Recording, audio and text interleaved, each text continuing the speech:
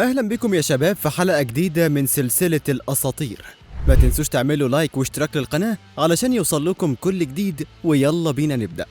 حلقة النهاردة هنتكلم فيها عن واحد بيعتبره كتير من الناس هو أفضل مهاجم في تاريخ الكورة، لكن الإصابات حرفيا كانت سبب إننا ملحقناش نستمتع بمشاهدة الكثير من مسيرة الأسطورة رونالدو، لويس نازاريو داليما، والمعروف باسم رونالدو.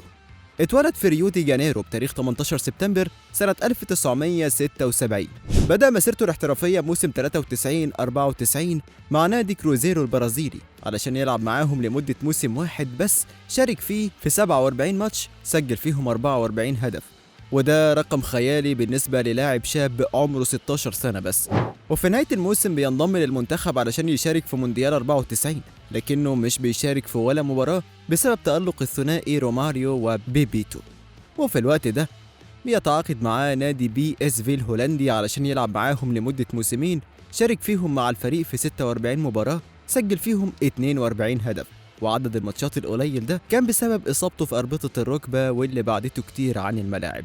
ومع بداية موسم 96-97 بيتعاقد نادي برشلونة مع الظاهرة مقابل 15 مليون يورو، وفي الموسم ده رونالدو تألق مع برشلونة وشارك في 49 مباراة، سجل فيهم 47 هدف وصنع 12 هدف علشان يفوز بجائزة أحسن لاعب في العالم من الفيفا، وبيكون أصغر لاعب في التاريخ يفوز بالجائزة وقتها. ومع نهاية الموسم بيحصل مشاكل بينه وبين إدارة برشلونة علشان يجي نادي الإنتر ويستغل الفرصة ويدفع في رونالدو 26 مليون يورو، ودي بتكون قيمة الشرط الجزائي في عقده.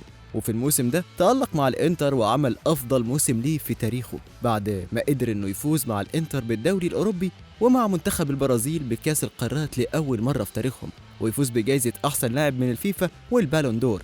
حرفيا ختم كرة القدم في الموسم ده، لكن في الموسم اللي بعده بيتصاب رونالدو وبيغيب عن الفريق مباريات كتير، وبسبب كده بينهار فريق الإنتر كله وبينهي الموسم في المركز الثامن في الدوري. لكن مع نهاية الموسم رونالدو بينقذ نفسه بالتتويج بالكوبا أمريكا مع منتخبه بعد ما ساهم في كل مباريات البطولة. وفي موسم 99-2000 بيتصاب رونالدو بتمزق في أوتار الركبة وبيغيب عن الملاعب أكتر من 4 شهور. وفي مباراة عودته بعد ما شارك في 6 دقايق بس بيسقط رونالدو وبيصرخ بسبب الوجع، وبتتجدد الإصابة تاني، لكن المرة دي بيغيب رونالدو أكتر من 17 شهر.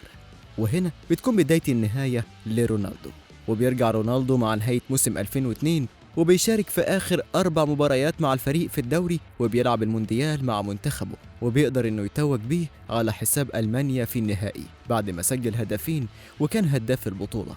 وبعدها رونالدو بينتقل لريال مدريد يقضي معاهم 5 مواسم كاملين، وعلى الرغم من تألقه إلا إنه كان بيغيب كتير بسبب الإصابات. وفي 2007 بينتقل رونالدو لنادي الميلان علشان يقضي معاهم موسم وبيتصاب فيه في أوتار الركبة للمرة الثالثة. وبعدها بينتقل رونالدو لنادي كورنثيانز البرازيلي في 2009. ومع نهاية موسم 2011 بيقرر الظاهرة اعتزال كرة القدم بعد تصريحه الشهير بأن جسمه استسلم للإصابات علشان تنتهي قصة لاعب من الأفضل في التاريخ واللي حرمتنا منه الإصابات.